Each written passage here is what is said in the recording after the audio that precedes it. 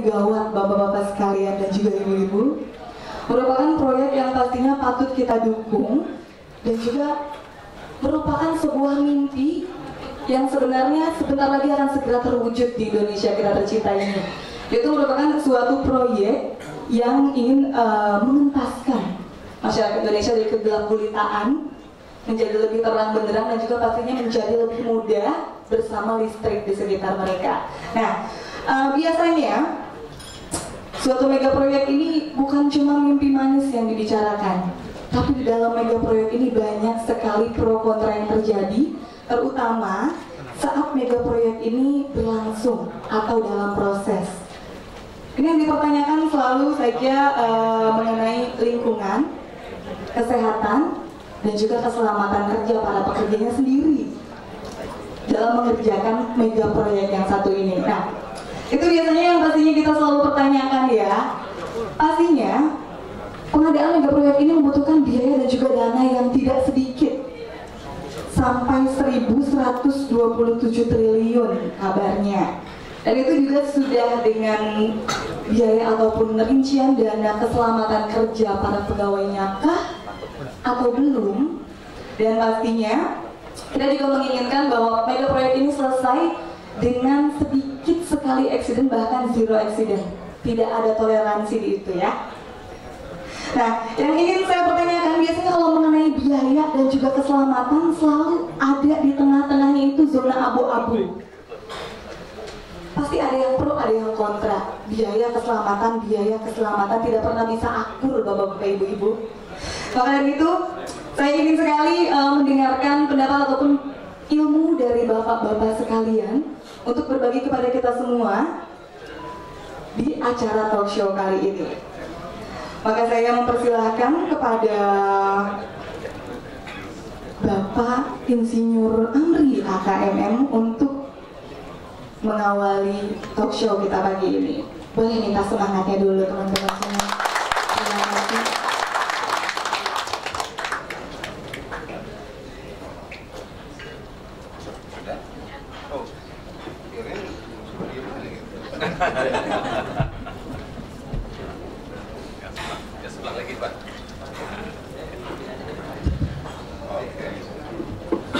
Bismillahirrahmanirrahim. Assalamualaikum warahmatullahi wabarakatuh. Yang terhormat para bapak undangan, para GM dan para bapak ibu sekalian. Terima kasih diberi kesempatan saya yang beberapa kali oleh PLN bicara tentang K3. Pertanyaan menggelitik, tapi sebelum itu izinkan saya sebentar untuk mengekspos kegiatan terakhir daripada Kementerian Ketenagakerjaan, khusus kaitannya dengan kegiatan kita hari ini terkait dengan K3 Award. 18 Mei kemarin itu hadir secara nasional itu lebih kurang 840 perusahaan yang kategori zero emission. Jadi 3 juta jam kerja perusahaan-perusahaan kita sejumlah 840 perusahaan itu sudah kita beri award oleh Pak Menteri Ketenagakerjaan. Kemudian SMK 3 itu sebanyak 678 perusahaan sudah mendapatkan penghargaan SMK 3. Yang menggembirakan Pak Helmi, Bapak sekalian, bahwa zero emission dan SMK 3 itu sekarang sudah menggelinding sampai ke unit-unit PLN. Ini saya sangat menaruh apresiasi sekali. Mungkin para GM yang hadir di sini sudah mendapatkan reward di bidang keselamatan dan kesehatan kerja. Yang berikut Bapak sekalian, bahwa Pak Menteri Ketenagakerjaan Pak Hanif Dakiri kemarin relaunching lagi tentang tagline baru yang berhubungan dengan safety, yaitu safety is my life. Wujudnya Bapak sekalian adalah hidup dan kehidupan kita ini apapun, tukang bakso lah, security lah, atau siapapun di Republik ini harus beritikat, dia harus hidup dan kehidupan dia harus selamat. Ini kunci sukses daripada safety is my life. Nah, saya berharap Bapak ini dan Bapak Ibu sekalian, Pak GM, ini tolong digelorakan. Safety is my life, lambangnya dari sebelah kanan saya ini sudah dipasang oleh teman-teman kalian sebagai wujud kepedulian kita terhadap pelaksanaan keselamatan dan kesehatan. Nah, pertanyaan yang disampaikan oleh beliau pembawa acara tadi terkait dengan penerapan K3 dikaitkan dengan kos. Saya melihat begini Bapak sekalian, pengalaman di beberapa luar negeri yang saya ikuti pendidikan terakhir di Beijing, bahwa komponen kos untuk menerapkan K3 suka tidak suka itu harus ada. Bagaimana mungkin untuk meminimalis kondisi bahaya dan tindakan berbahaya ketika tidak bicara tentang kos. Tapi mohon Bapak Ibu sekalian, para GM yang terhormat, tidaklah mengidentifikasi persoalan-persoalan penerapan K3 ini dikaitkan dengan identifikasi bahwa penerapan K3 itu identik dengan kos. Salah. Tapi kos merupakan supportif terhadap penerapan K3 adalah tepat. Bagaimana mungkin seorang bekerja di ketinggian tapi tidak memiliki body harness, tidak memiliki peralatan untuk mendukung keselamatan dia melakukan pekerjaan di ketinggian? Tidak mungkin itu hanya dengan tali temali yang tidak standar. Kalau bicara K3, Bapak sekalian, para GM yang terhormat, saya sampaikan di forum ini bahwa bicara tentang K3, bicara tentang standar. Kalau ada alat peralatan yang tidak standar, itu bukan bicara teknik, itu bukan bicara keselamatan. Nah, oleh karenanya standar tadilah yang identik dengan pendekatan kos biaya. Persoalannya Bapak Ibu sekalian, bagaimana kita mendevelop penerapan K3 itu dikaitkan berapa besar sih anggaran yang kita butuhkan ketika untuk masang tiang setinggi 8 meter, 16 meter, dan kemudian ada beberapa pekerja yang perlu kita selamatkan di situ. Ini adalah prinsip-prinsip daripada keselamatan dan kesehatan. Bagaimana kita menggali lubang untuk fondasi suatu untuk tiang panjang, begitu kita mau mendesain ini, berapa sih butuh biaya untuk itu? Nah, dalam konsep Kementerian PUPR, Bapak Ibu sekalian, ini perlu kita camkan bahwa kos yang berhubungan dengan nomenklatur keselamatan dan kesehatan kerja, apalagi ditambahkan dengan K3L-nya PLN, tidak berdiri sendiri. Tidak berdiri sendiri. Sebagai contoh, Bapak Ibu sekalian, sebagai ilustrasi, di Kementerian PUPR, Pekerjaan Umum dan Perumahan Rakyat, begitu memasang suatu tiang panjang, urusan tiang panjang yang harus diutamakan adalah quality. Begitu bicara quality, maka komponen-komponen apa sajakah, variabel-variabel apa sajakah yang dibutuhkan untuk menjadikan tiang panjang dengan kualitas sesuai dengan standar. Sebagai contoh Bapak sekalian, kalau yang panjangnya tinggi, kemudian dia tidak bekerja, tidak menggunakan alat-alat kita sembunyikan dulu, alat-alat safety, bagaimana mungkin menghasilkan suatu tiang panjang yang kualitasnya baik? Kalau dia, maaf sebagai contoh saja Pak, kalau dia tidak membuat digestif, plafon, dari satu ketinggian tertentu, naik lagi ke atas, kemudian dengan menuangkan misalnya cairan semen dengan kualitas tertentu. Ini yang saya maksud, komponen kos tadi dalam penerapan tiang panjang tadi, identiklah ini dihitung ke dalam komponen mendesain tiang panjang dengan menghasilkan suatu kualitas barang yang baik. Kalau kita pisahkan, bisa saja, tapi artinya semua Bapak sekalian. Kalau semua apa? Kalau semua berarti ikutannya itu tidak satu rangkaian. Tidak satu rangkaian. Nah, inilah yang saya ambil dan saya terapkan di beberapa teman-teman yang membutuhkan informasi. Berapa besar sih sebenarnya anggaran penerapan keselamatan dan kesehatan kerja? Saya sudah belajar tentang K3 korupsi Bapak Ibu sekalian, 6 bulan di Singapura. Saya belum menemukan satu angka yang spesifik. Apakah 0,5% dari nilai tender? Apakah 0,02% dari nilai? Tidak. Sampai sekarang pun dengan teman-teman kita di PUPR begitu. Nah, kembali biaya kos tadi adalah satu struktur kegiatan yang terlampir, yang satu utuh dalam bentuk satu kegiatan. Disitulah kita menghitung struktur kos yang ada dikaitkan dengan penerapan keselamatan dan kesehatan. Demikian. Terima kasih Bapak atas penjelasannya, tapi ada beberapa juga yang ingin saya bingung dan juga pengen bertanya sih sebenarnya. Tapi mungkin dua narasumber kita yang lain yang sama-sama capable di bidangnya bisa menjelaskan lebih lanjut. Seperti Bapak Insinyur Hanat Hamidi. Bapak Amri tadi sudah menjelaskan mengenai keselamatan kerja pekerjanya.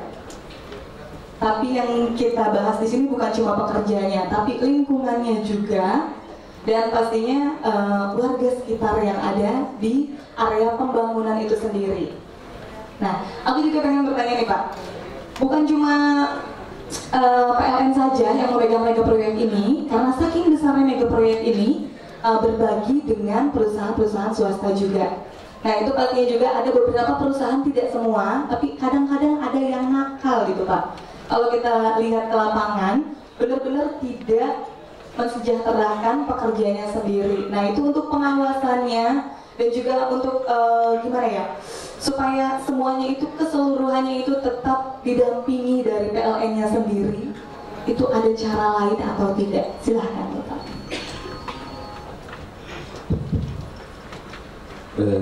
Terima kasih Ibu Moderator. Selamat pagi Bapak dan Ibu semuanya. Pertama-tama kami menyampaikan permohonan maaf karena Pak Munir, Direktur kami, tidak bisa hadir mendadak tadi.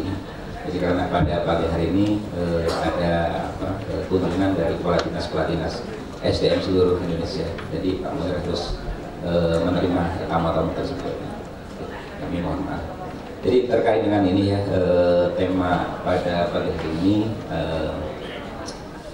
masalah K3R. Mungkin kita flashback kembali bahwa ke depan sampai tahun 2019 kita akan membangun sejumlah pembangkit ya dalam jumlah yang besar 35.000 MW. Itu kalau kita perinci itu memang ada yang dibangun oleh PLN, ada juga yang dibangun oleh IDP. Pembangkit totalnya semuanya ada 291 pembangkit ya, besar dan kecil. Kemudian transmisinya itu sebanyak 732 segmen transmisi yang meliputi sekitar 75.000 set tower. Kemudian gardu induknya juga ya ada sekitar 1.375 unit. Nah, total pembangunan ini semuanya tentu membutuhkan dana investasi yang cukup besar ya, tadi Ibu Moderator sudah sampaikan sebegitu besarnya investasi. Kemudian tenaga kerja yang digunakan itu menurut data yang kami ada itu tenaga kerja langsung itu ada sebanyak 650.000 yang langsung.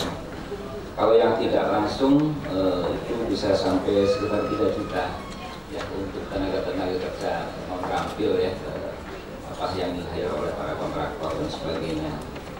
Kemudian hitungan dari TKDN-nya mudah-mudahan bisa sampai mendekati 40% itu ya, dari komponen dalam negeri. Jadi ini adalah merupakan pembangunan yang sangat besar dan mudah-mudahan ya memang ada beberapa yang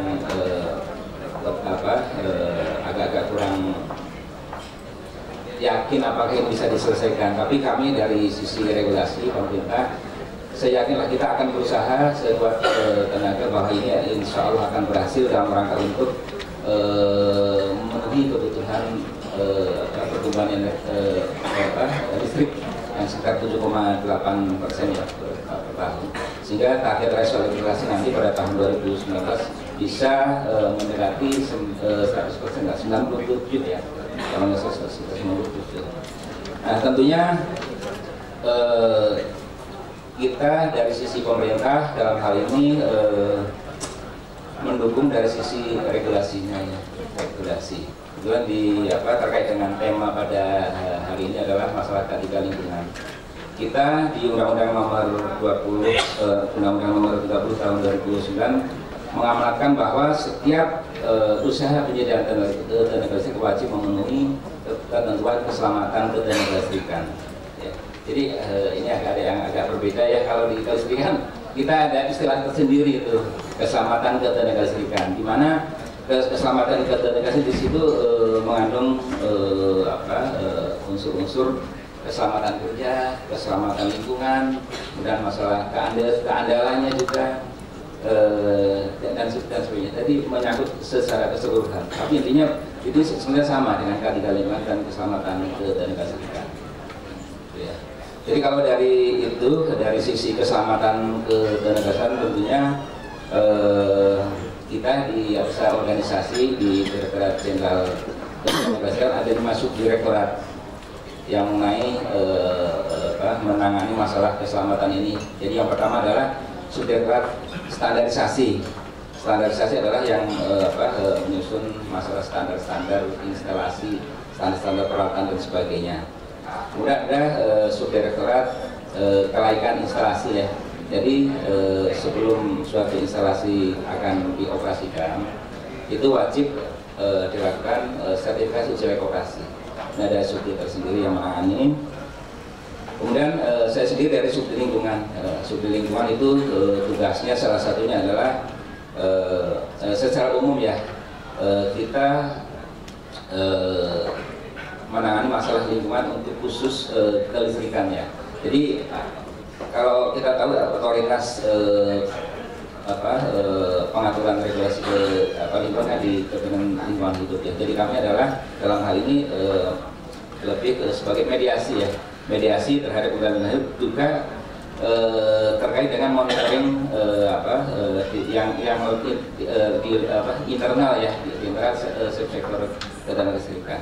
Kemudian ada 2 subdit yang lain adalah subdit usaha penunjang. Jadi ya ini tidak kalah pentingnya bahwa lembaga-lembaga apapun yang bekerja di situ, apakah di usaha penyediaan tenaga listrik ataupun usaha penunjang, mereka harus memenuhi kaidah-kaidah akreditasi dan sertifikasi usaha penunjangnya. Kemudian ada tenaga teknik ya. Kita ketahui bahwa sekarang dan ke depan kan kita sudah memasuki MIA ya. Tentunya tenaga-tenaga kerja yang bekerja di bidang kelistrikan mereka harus mempunyai kompetensi yang sudah ditentukan ya. Kami setiap tahun melakukan penyusunan standar-standar kompetensi tenaga teknik. Ya, mungkin itu secara keseluruhan kami dari kelistrikan mengatur secara kesemuanya. Itu. Untuk lebih spesifiknya lagi Pak, mungkin di bidang lingkungannya sendiri itu akan memberikan usaha lebih kah untuk mega proyek kita kali ini? Karena kan yang sudah-sudah bukannya saya menyalahkan atau bagaimana, tapi kalau misalnya kita jujur-jujuran lihat lapangan gitu Pak, untuk masalah lingkungan dan juga keselamatan lingkungan sekitar itu kadang-kadang di nomor sekian kan. Itu untuk pengawalannya sendiri ada usaha lebihkah atau mungkin ada terobosan terbarukah gitu Pak? Ya, untuk pembangunan 35.000 megawatt itu kalau kita lihat sekarang ya 2015 nanti ke 2019 itu nanti akan tetap didominasi oleh pembangunan dari pembangkit PLTU batubara. Sebagaimana kita tahu bahwa PLTU batubara adalah merupakan jenis pembangkit yang paling tidak ramah lingkungan dibanding yang lain. Tentunya ini adalah tantangan bagi kita semua. Kita sudah komit akan membangun pembangkit-pembangkit batubara. Ya, jadi dampak-dampak lingkungan yang kemungkinan nanti akan terjadi kita harus dari awal direncanakan.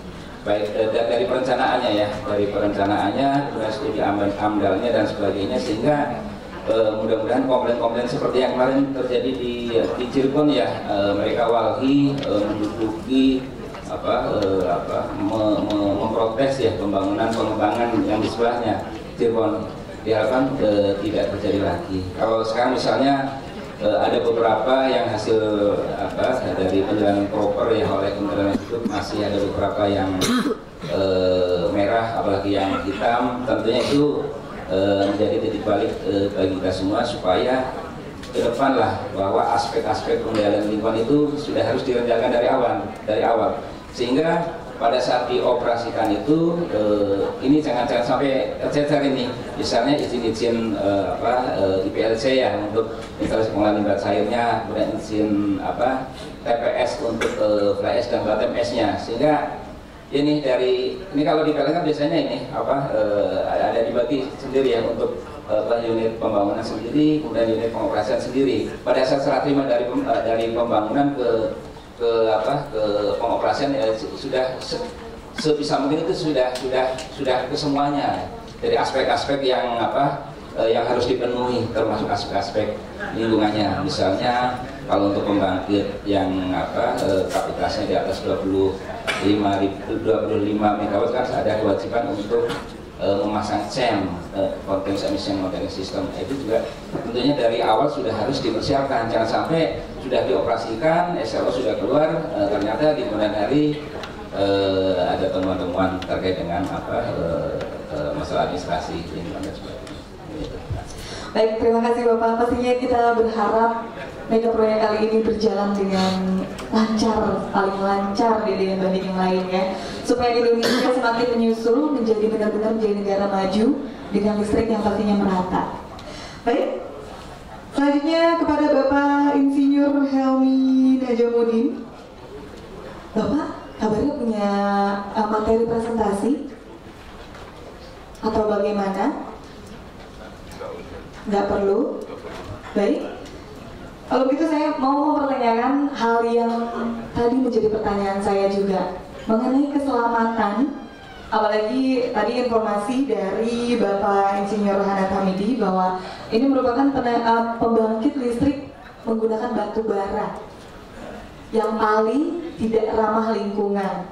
Nah, itu berarti kita benar-benar harus memikirkan bagaimana keselamatan lingkungan, keselamatan pekerjanya sendiri, dan bahkan untuk mega proyek ini sampai benar-benar selesai di waktu yang sudah ditargetkan pada tahun 2019 nanti, apakah bisa benar-benar terwujud dengan zero accident? Silahkan. Terima kasih. Kami yakin bahwa proyek 35.000 MW ini bisa terlaksana dengan baik dan insya Allah bisa mencapai zero accident dan juga pemakaiannya angka lingkungan. Secara teori, accident is preventable. Kecelakaan itu dapat dicegah. Dan keselamatan itu bisa diupayakan. Saya yakin kita semua ingin selamat. Selamat dunia akhirat. Dan itu bisa diupayakan, bisa diusahakan. Nah, oleh karena itu dalam membangun proyek 35.000 MW ini, sejak perencanaan, kemudian tender, itu sudah dipersyaratkan pemenuhan K3L, keselamatan, kesehatan kerja, keamanan, dan lingkungan itu. Para kontraktornya diwajibkan untuk melaksanakan CSMS, kontraktor Safety Management System. Kontraktor yang tidak menerapkan safety dipastikan tidak akan menang dalam tender. Dan untuk lingkungan itu sebenarnya juga sudah ada alatnya dan sudah diterapkan di Jepang untuk membersihkan debu-debu yang berterbangan menggunakan electricity precipitator. Untuk membersihkan sulfur belerang digunakan FGD, Flue Gas Desulfurization. Untuk membersihkan dari nitrogen juga sudah ada alat semua. Tinggal beli dan tinggal dipasang. Nah, ini untuk proyek 35.000 MW ini kita persyaratkan akan dilengkapi dengan peralatan-peralatan untuk membersihkan asap sebelum keluar dari cerobongnya. Dan juga untuk para pekerjanya, ini kita selalu budayakan untuk menerapkan K3L, karena K3L itu diatur oleh 4 undang-undang. Undang-undang yang pertama tentang keselamatan kerja, Undang-Undang Nomor 1 Tahun 70. Yang kedua, Undang-Undang Ketenagakerjaan, Undang-Undang 30 Tahun 2009. Undang-Undang Ketenagakerjaan, Undang-Undang Nomor 13 Tahun 2003, dan Undang-Undang Lingkungan Hidup Nomor 32 Tahun 2009.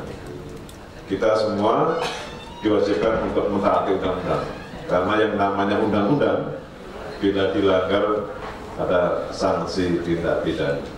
Saya yakin proyek 5.000 MW ini dapat terlaksana dengan baik dan insya Allah memenuhi aspek K3L.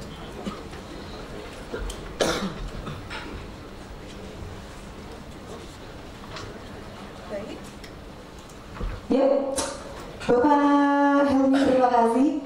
Selanjutnya saya ingin mengajak para peserta talk show untuk ikut berpartisipasi pastinya untuk memberikan pertanyaan kepada para narasumber kita. Termin pertama saya buka untuk 3 penanya. Silakan Bapak sebutkan nama,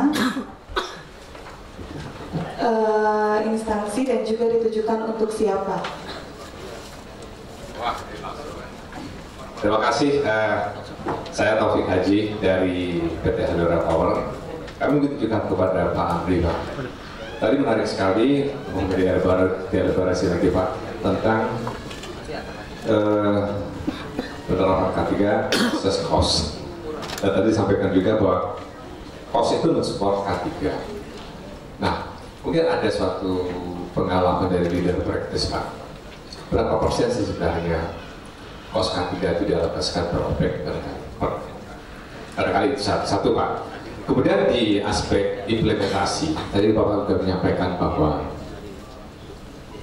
desain K3 itu sebenarnya sudah tercover di dalam proses, melekat dalam proses. Nah ini tentunya dalam tataran implementasi bahwa melekat pada proses tentunya berkaitan pada individu, manajemen dan juga lengkap itu Pak. Nah kaitannya sebenarnya kuncinya adalah bagaimana juga individu berperan terhadap K3 itu sendiri. Di sini tentunya adalah berkaitan, kalau dikaitkan dengan proses kerja itu tentunya berkaitan dengan standarisasi kompetensi. Nah tentunya mungkin Pak Helmi, kita perlu mereview ya apakah, karena standarisasi kompetensi ini berkaitan dengan pelatihan, juga ada pengujian asesmen untuk sertifikasinya. Apakah kita setiap proses dalam pengujian maupun juga pelatihan kegiatan-kegiatan kita itu sudah masuk nggak unsur-unsur K3 itu secara benar? Ya, nah ini mungkin juga kita perlu mereview kembali Pak, gitu, karena nanti dalam sesi pelatihannya, dalam proses kerjanya, kemudian dalam sertifikasi individunya, itu kita harus kita cek bahwa K3 itu juga sudah tercover dalam itu. Barangkali itu aja dua pertanyaannya. Terima kasih Pak. Baik, terima kasih pertanyaannya. Yang pertama saya katakan tadi bahwa apa namanya nomenklatur Pak, nomenklatur bahwa berapa besar sih sebenarnya biaya K3 itu, katakanlah untuk membangun suatu jalan dan jembatan misalnya, itu tidak permanen dimunculkan. Dan bahkan saya mendapat informasi dengan teman-teman PUPERA kemarin di Bali dengan teman-teman Pusdiklat, kalau muncul di sana ada biaya yang berkait dengan supporting kegiatan, judulnya itu adalah keselamatan dan kesehatan kerja, ini juga akan menjadi pandangan daripada pemerintah keuangan. Kenapa tidak bisa? Nah, oleh karenanya di banyak negara, Bapak Ibu sekalian, beberapa kali saya keluar negeri, memang tidak bisa muncul. Tapi kalau secara gradual begitu, saya mendapatkan satu pesan dari teman-teman di negara-negara ASEAN. Besar untuk pekerja, besar anggaran untuk satu kegiatan proyek konstruksi itu sebesar paling besar 1,2%, paling kecil itu adalah 0,5%. Secara gradual. Tapi apakah ini muncul di tender? Apakah ini muncul di satu klausul di dokumen tender perencanaan? Itu nggak muncul. Alasannya, Bapak Ibu sekalian, adalah cost itu identik dengan cost untuk K3 itu identik daripada kualitas barang dan jasa. Nah, disinilah sebagai elemen pengikat penerapan K3. Begitu kita menghasilkan penerapan K3 yang baik, pasti Bapak Ibu sekalian, melalui forum ini kan pasti menghasilkan barang atau jasa dengan kualitas yang baik. Kita ingat Bapak Ibu sekalian, pendekatan keselamatan dan kesehatan kerja itu adalah melalui pendekatan eliminasi, substitusi, rekayasa engineering, pengendalian administrasi, dan terakhir adalah penggunaan protective personal equipment. Nah, dari konsep eliminasi, substitusi, rekayasa engineering, pengendalian administrasi, ini erat kaitannya dengan suatu output yang berhubungan dengan kualitas barang maupun jasa. Disitulah pendekatan teori dan pendekatan daripada K3 itu melekat di dalam satu aktivitas proyek, baik itu menghasilkan barang maupun jasa. Bapak Ibu sekalian, untuk menanggapi pertanyaan yang kedua, bahwa di dalam perspektif K3 itu ada yang kita kenal dengan unshaped condition, ada yang kita kenal dengan unshaped action. Dan kita tahu Bapak Ibu sekalian, dari dua dimensi ini yang paling dominan adalah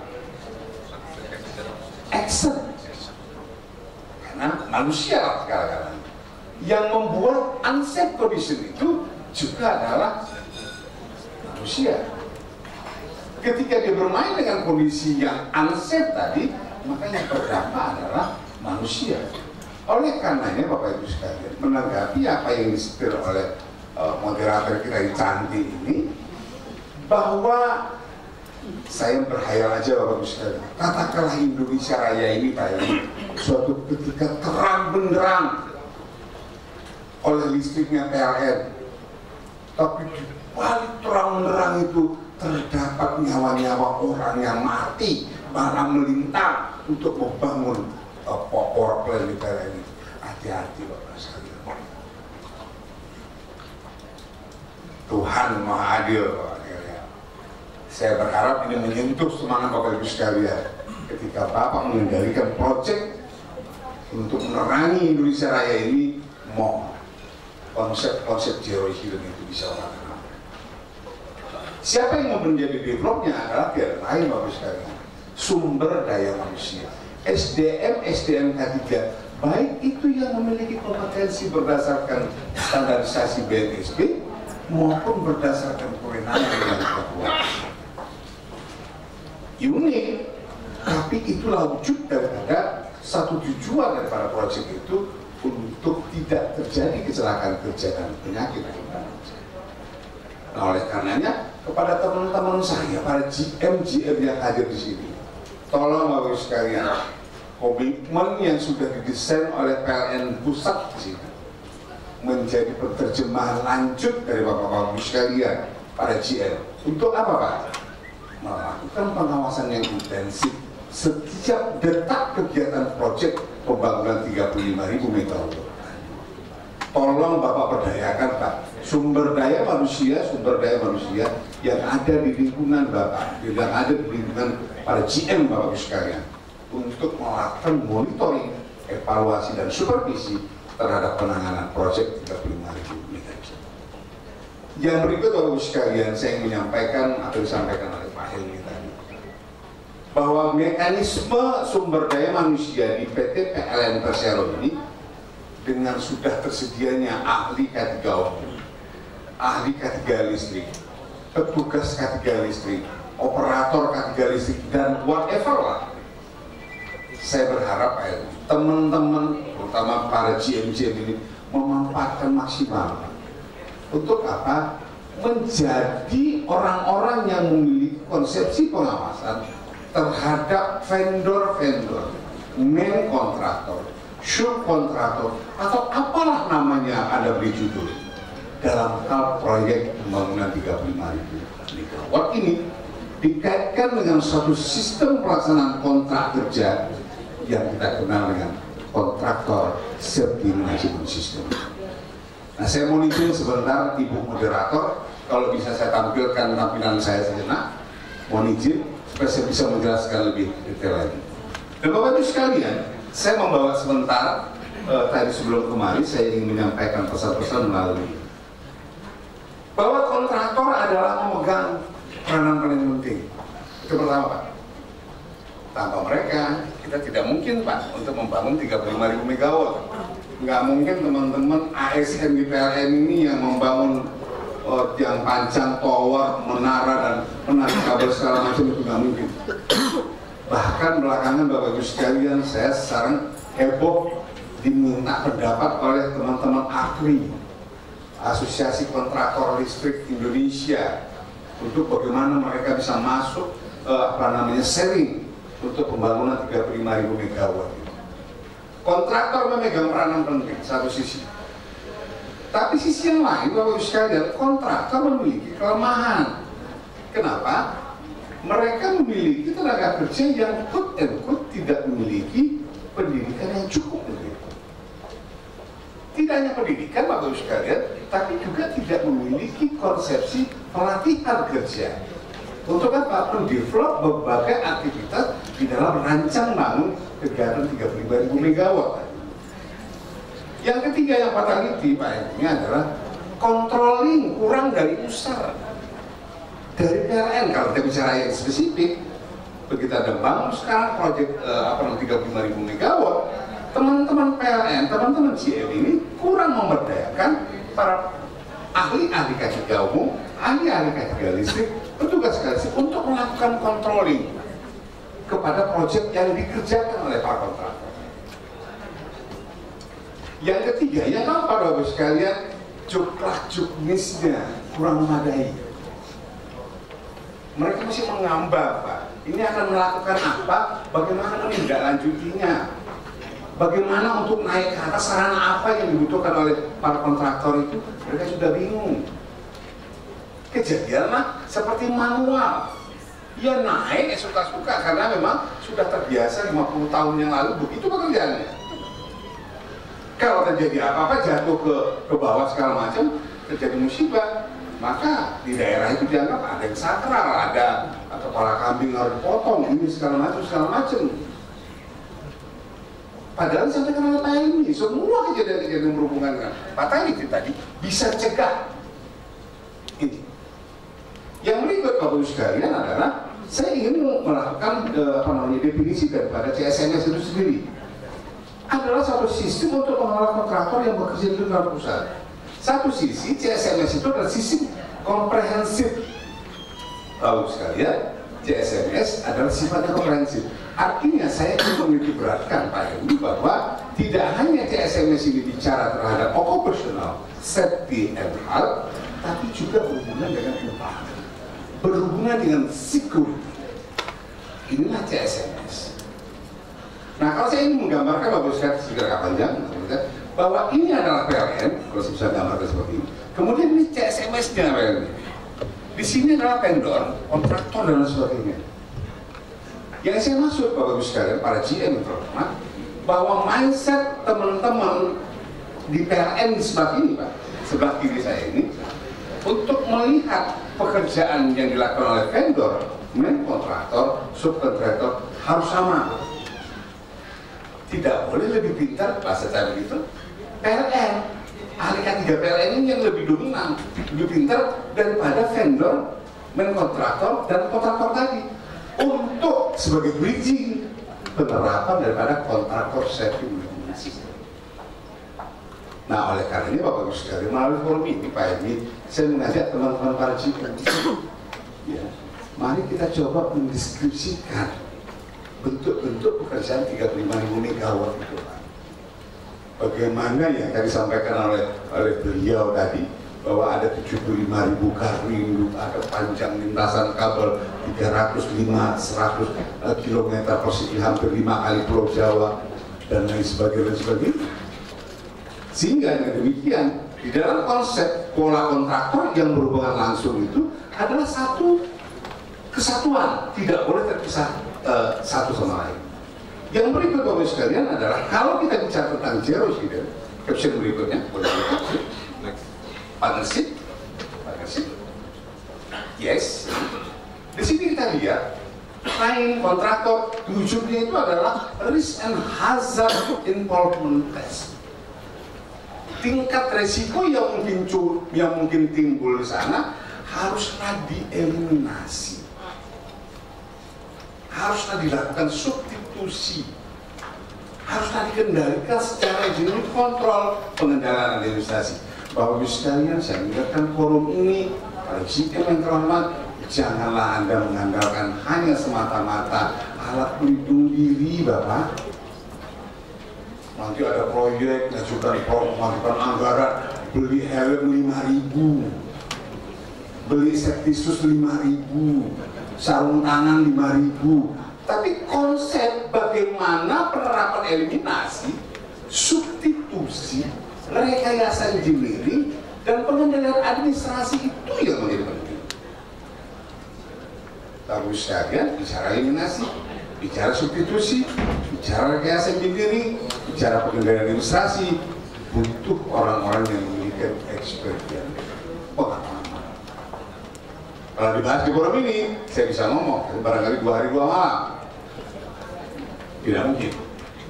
Nah, oleh karenanya konsep kita adalah bagaimana memberdayakan, sekali lagi bagaimana para GM saya yang terhormat ini memberdayakan staf-staf Bapak yang sudah ahli K3 itu, yang sudah ahli K3 listrik itu, jangan disuruh tidur mereka, Bapak.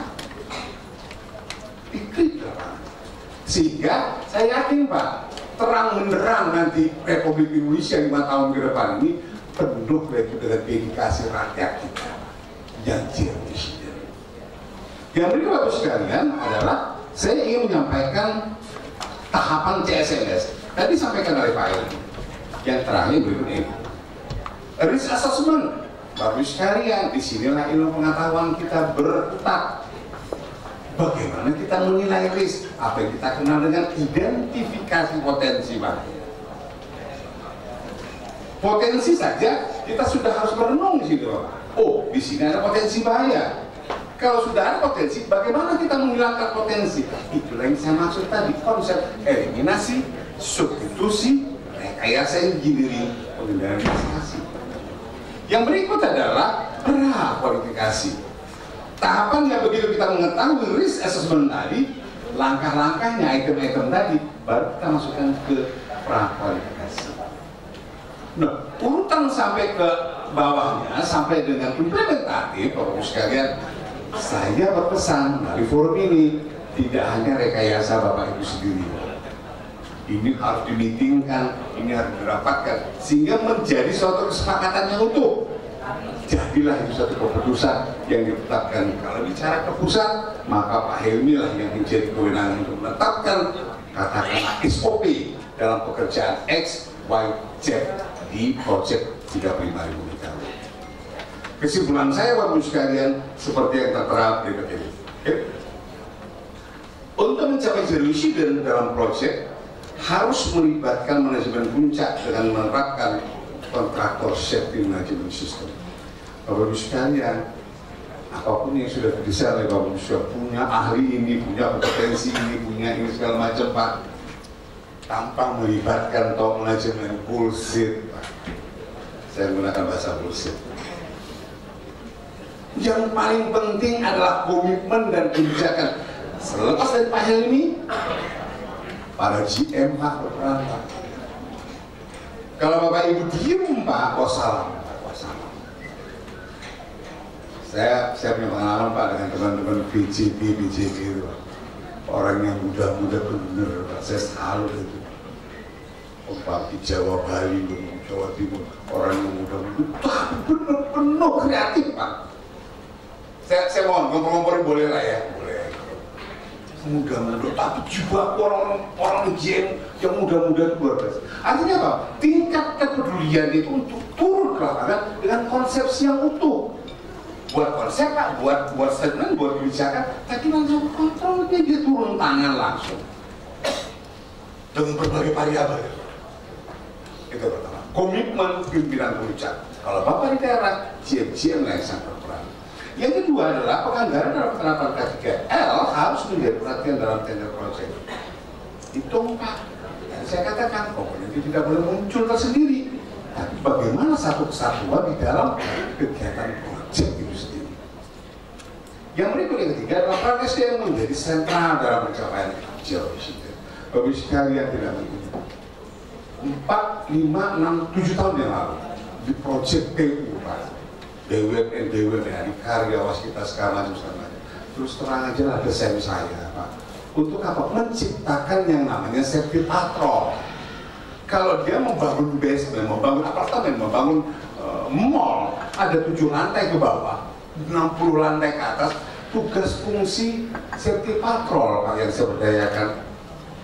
Orangnya pakai baju oranye garang, tapi tugasnya nggak banyak Pak. Mereka tidak perlu ngomong, tapi kontrol mulai dari basement lantai 7 naik ke lantai 62. Saya bikin 3 shift.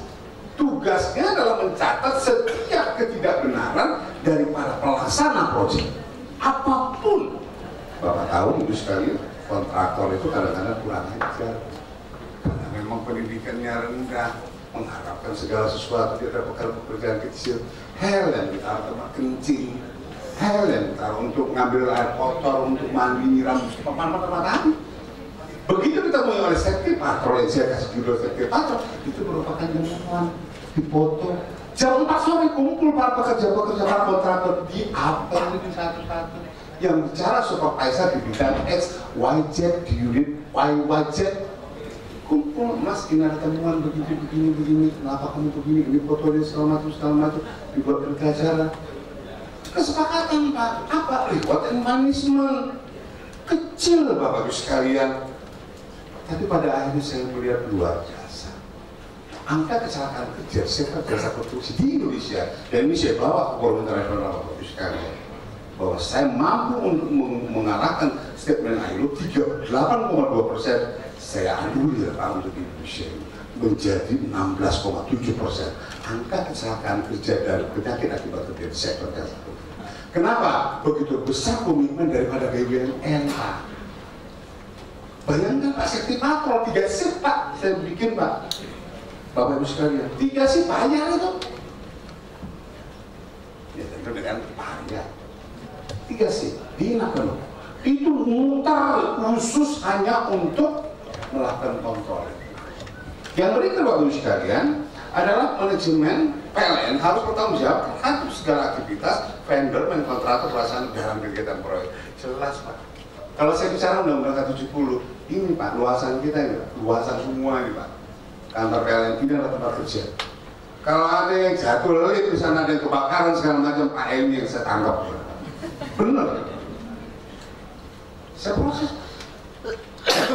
Artinya siapapun, dan sudah bagus tindakannya, siapapun orang yang berada di sini harus dijamin oleh Pak Helmi. Orang yang masuk Paris selamat, orang yang masuk Paris sehat. Tidak akan pernah terjadi kecelakaan kerja dan penyakit kerja. Artinya Bapak sekalian, para GM, saya nggak tahu nanti bagaimana mekanismenya Pak Helmi membuat hubungan interaktif antara GM dengan proyek yang ada di wilayah GM bersangkutan. Tapi saya pengen Bapak sekalian tanggung jawab para GM untuk mendevelop para teman-teman di lingkungan Bapak sekalian itu menjadi kenyataan. Yang terakhir Bapak sekalian, PT PLN harus memiliki petunjuk SOP dalam setiap pekerjaan proyek. Pengalaman saya Bapak sekalian di PUPera 7 tahun yang lalu itu disebutkan di segelintir Pak di bagian terakhir pada tender itu. pihak ini segala macam harus menerapkan keselamatan dan kesehatan kerja termasuk L ini segala macam, tapi tidak diuraikan. Ini yang keliru Pak. Nah, ini bagaimana sikap PLN menjelaskan menerapkan keselamatan dan kesehatan kerja dan L titik 2, 1 pekerjaan apa itu? Tarik kabel, masang genset, masang di power plate, nguruk jalan, ini itu dijelaskan Pak. Sehingga kalau sudah jelas itu ada penyimpangan, Bapak Ibu sekalian bisa bolong. Tentu Bapak Ibu sekalian sebelum dilaksanakan perlu dilakukan petunjuk, perlu dilakukan pendekatan. Bos harus begini, bos harus begini, ini harus begini. Bapak Ibu sekalian, orang ketiga itu memang nggak boleh jadi superior, memang usir, harus usir. Saya terus terang aja tiap 2 minggu sekali itu saya foto ruangan di tempat kerja staf saya. Kalau masih ada gentayangan kertas kerja di meja kerja, saya tegur. Itu konsep-konsep humanis kecil-kecil saja Pak, tidak terlalu besar-besar, tapi itu berbekas Pak. Artinya setiap Jumat itu meja harus bersih Pak, di ruangan meja kerja, tidak boleh satu kertas pun di atas meja. Itu yang saya terapkan dalam hal penerapan keselamatan. Demikian Pak, terima kasih, mudah-mudahan menjawab Pak. Terima kasih.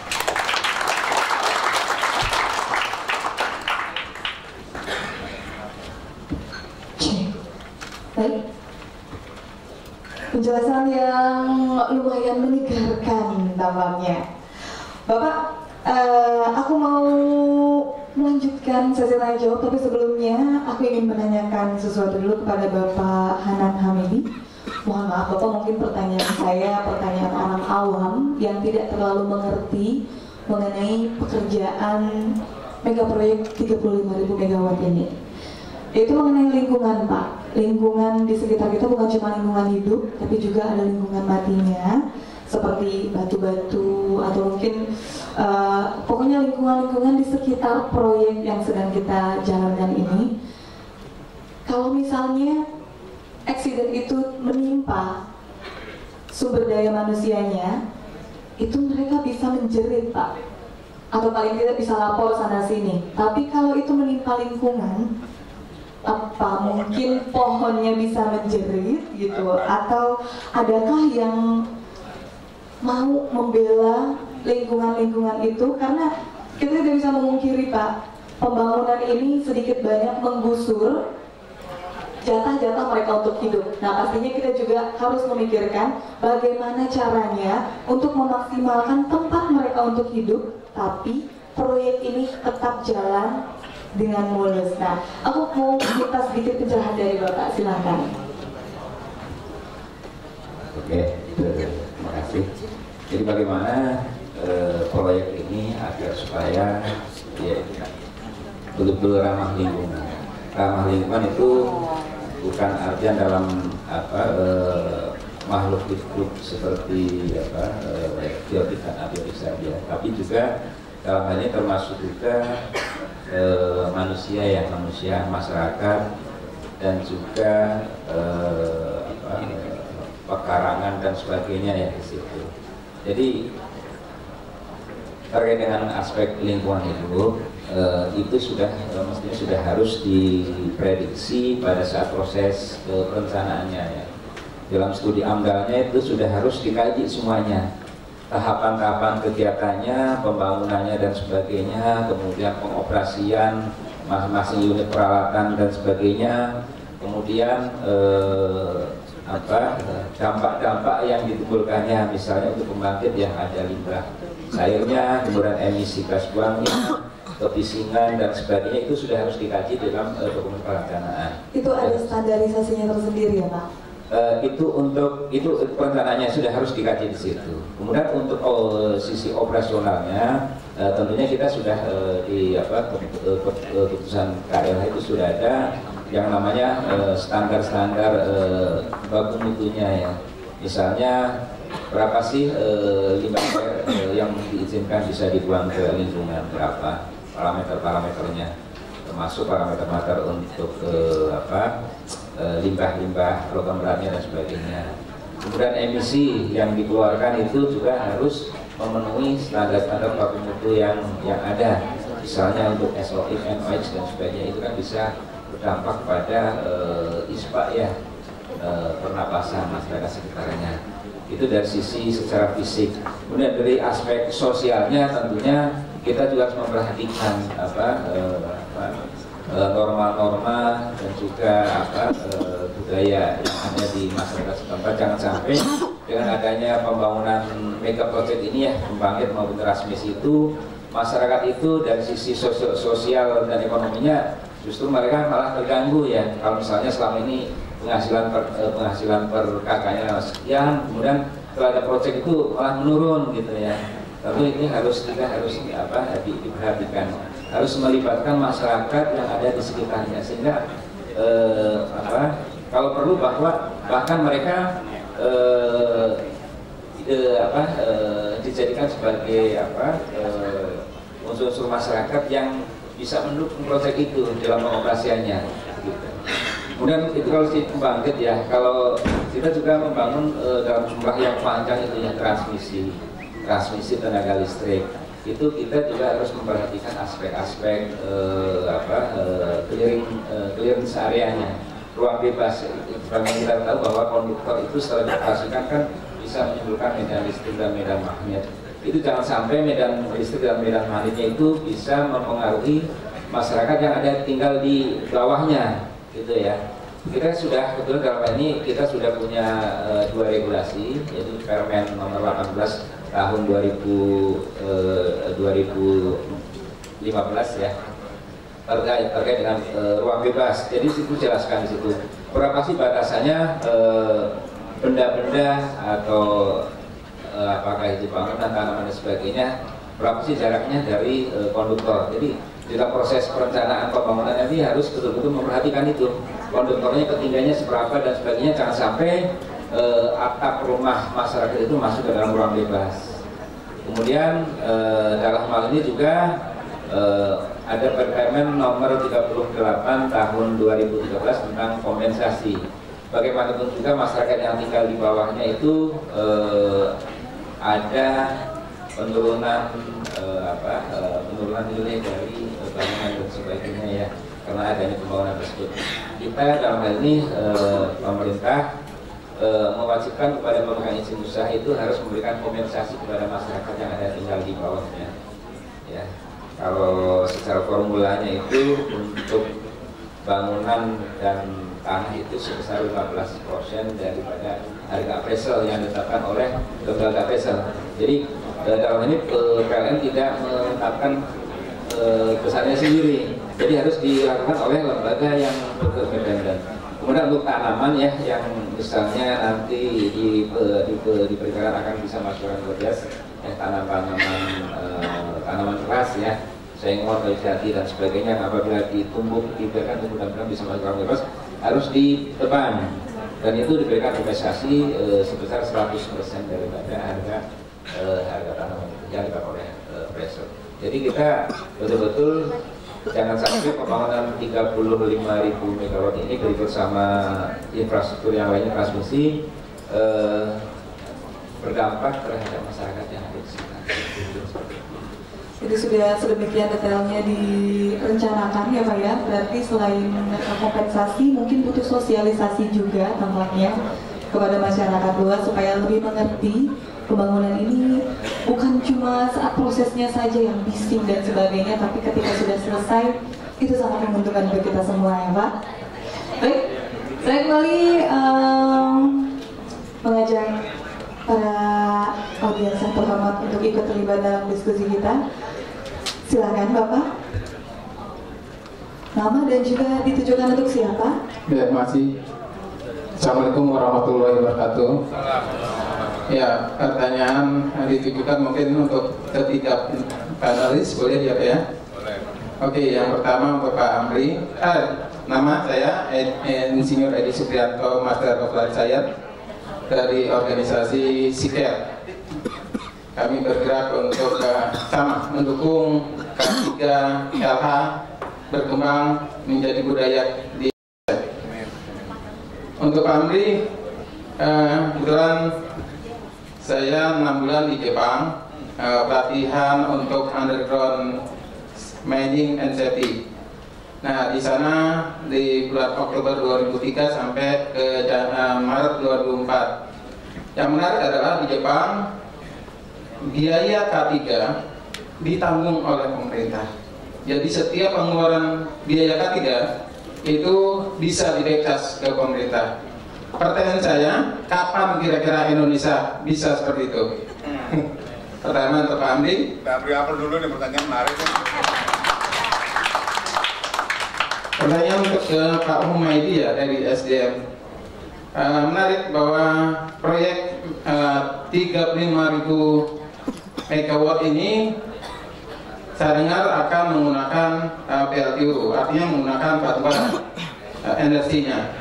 Pertanyaan saya, apakah ini akan 100% menggunakan PLTU atau dengan sumber energi lain, misalkan panas bumi, bahkan mungkin yang kita miliki tapi belum pernah kita manfaatkan, dikuasai oleh bangsa lain, yakni kita punya uranium dan kita punya kemungkinan untuk membangkitkan dengan menggunakan tenaga nuklir. Dan bahkan yang terakhir, teknologi terakhir dari Jepang sekarang adalah ada fuel emulsion. Fuel emulsion ini sangat hemat sekali dengan bahan bakar 86% campuran air dan 14% pure. Ini adalah teknologi terbaru dari Jepang. Kira-kira apakah kita masih 3 tahun ke depan, apakah kita tetap akan menggunakan batu bara ataukah kita akan mencoba kemungkinan seperti yang dilakukan oleh Jepang? Karena Thailand saat ini lagi belajar ke Jepang untuk menggunakan fuel emulsion tadi. Pertanyaan ketiga untuk Bapak Hilmi dari PLN. Tadi sudah disinggung oleh Pak Amri bahwa terkait dengan CSMS, Contractor Safety Management System, dan alhamdulillah PLN dengan proyek yang besar ini dan sudah diingatkan oleh Pak Amri, jangan sampai Indonesia nyala tapi banyak yang mati. Jadi jangan sampai ada single fatality ataupun multiple fatality di dalam proyek ini, karena proyek ini sangat besar ya. Dan tadi langkah pertama dari CSMS adalah risk assessment. Nah, pertanyaan saya adalah saya yakin PLN sudah melakukan risk assessment ini sebelum ke tahap berikutnya, karena nanti dalam seleksi kontraktor ini pasti harus dibikin terlebih dahulu sehingga kita tahu apa yang menjadi major hazard dari proyek ini. Kira-kira 5 major hazard yang perlu diperhatikan oleh teman-teman kita di JM di lapangan apa dan bagaimana kontrol yang akan diterapkan. Mungkin itu pertanyaannya, mohon maaf salah dan kurangnya. Terima kasih. Assalamualaikum warahmatullahi wabarakatuh.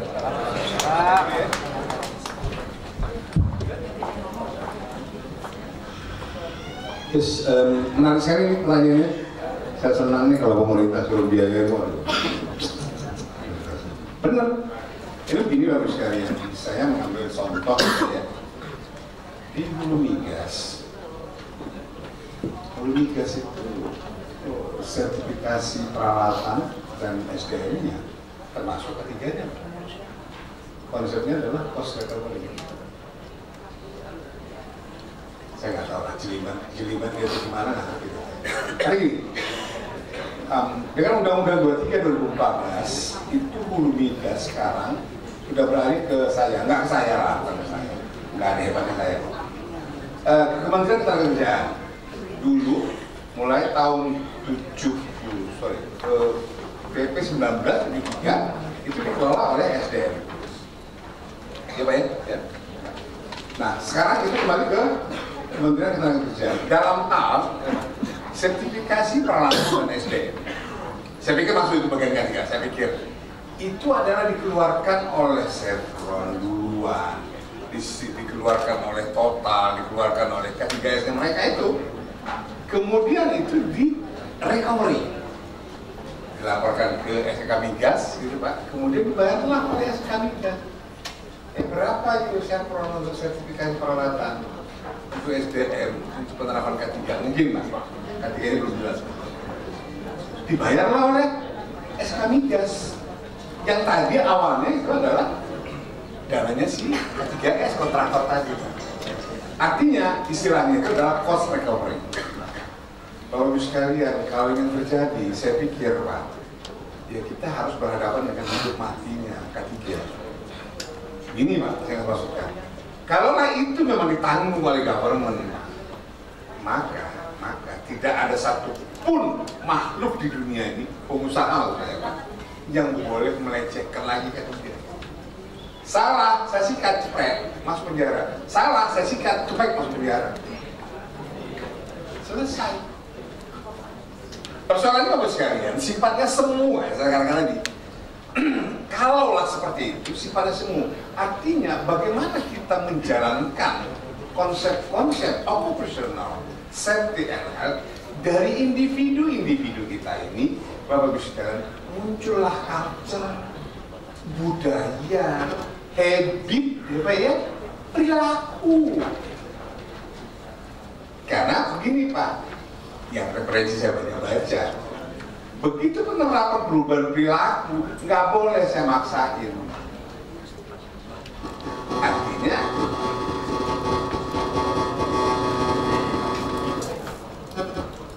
Artinya ini adalah pemaksaan. Nah kalau ini pemaksaan, begitu ada saya, mungkin Pak Helmi takut dengan saya.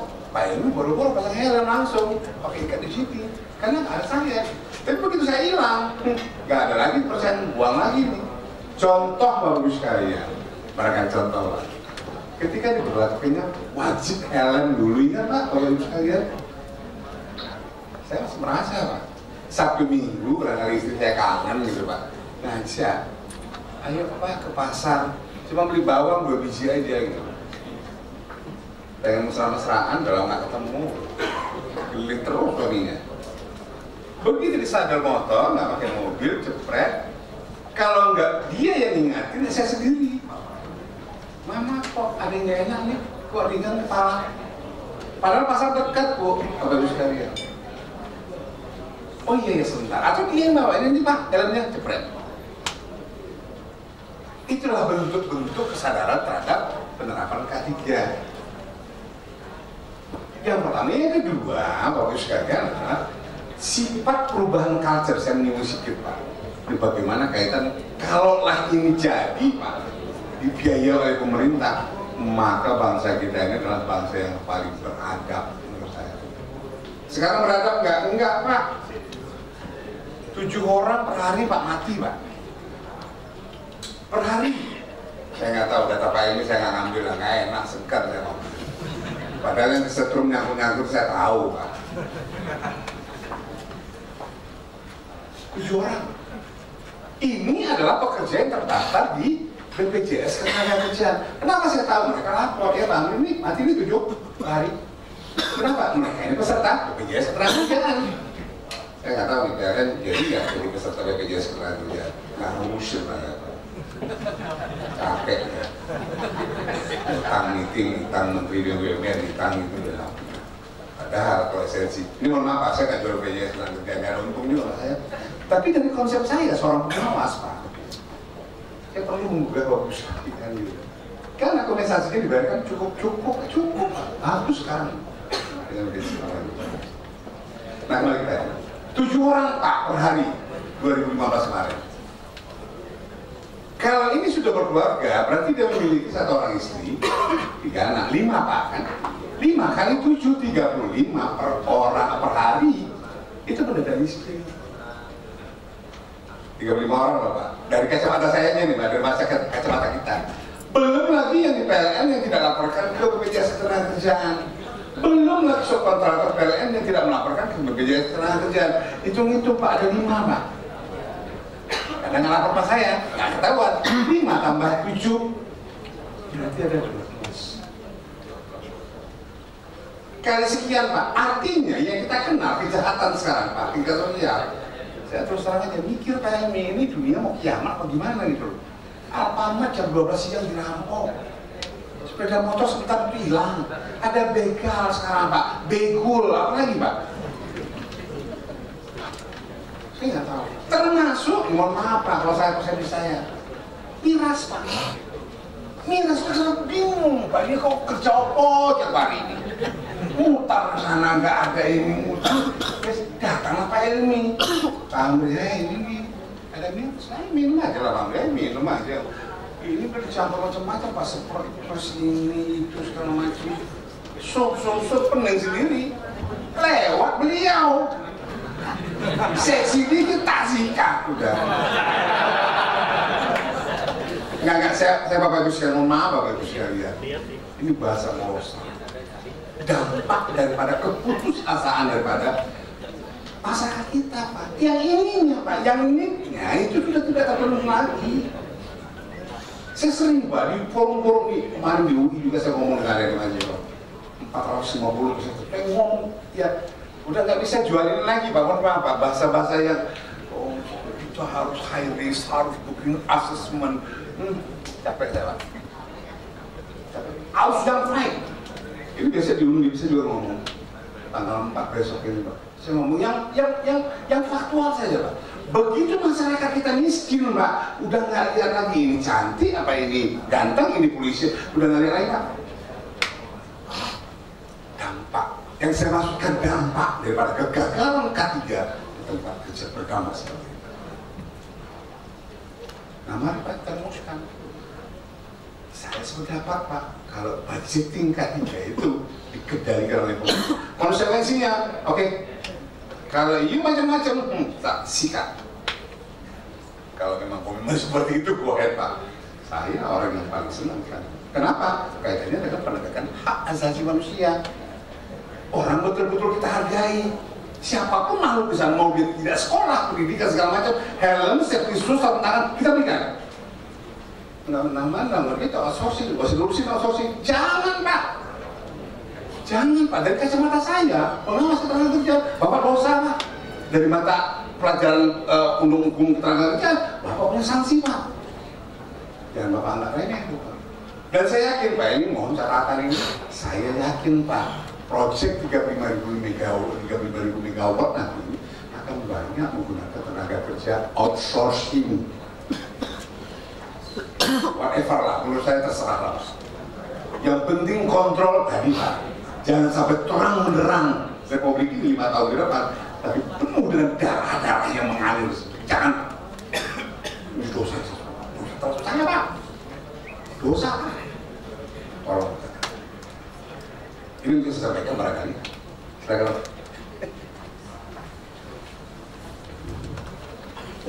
Terima kasih Pak. Dari Pak Edi Sugiarto ya. Kalau kondisi sekarang Pak per 2000 sampai akhir 2015 itu energi mix pembangkitan itu batu baranya adalah 56% Pak. Kemudian energi baru terbarukannya renewable energinya sekitar 10,5%. Ini kita mempunyai perencanaan dalam jangka panjang ya nanti sampai tahun 2030. Karena kita juga terikat juga dengan Paris Agreement ya Pak ya.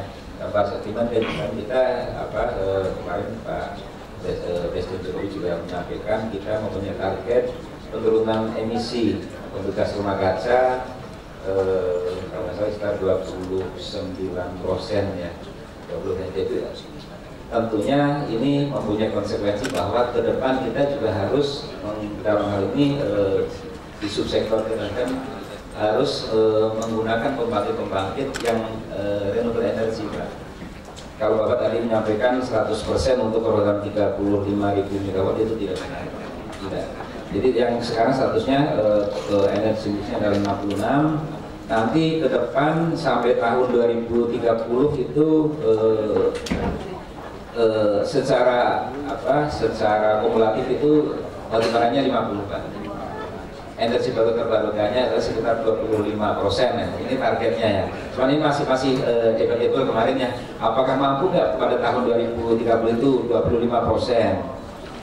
Karena sebagaimana kita ketahui bahwa untuk pengembangan energi baru terbarukan itu banyak sekali kendala-kendala ya untuk pembangunan pembangkit tenaga hidro Biasanya kan banyak selain membutuhkan investasi yang besar, juga kendala-kendala masalah tanah, masalah land clearing, masalah harus memindahkan perkampungan dan sebagainya.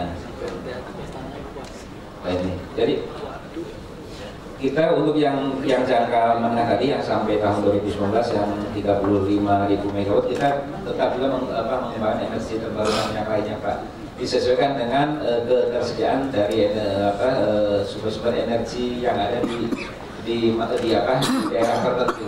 Misalnya kalau di daerah itu energi potensialnya itu banyak hidronya, tentunya kita mengembangkan di sana hidro. Tapi untuk yang tidak mempunyai potensi energi hidro, tentunya harus kita membangun juga energi-energi yang lain lah. Dalam hal ini bisa batu bara, kemudian gas dan sebagainya.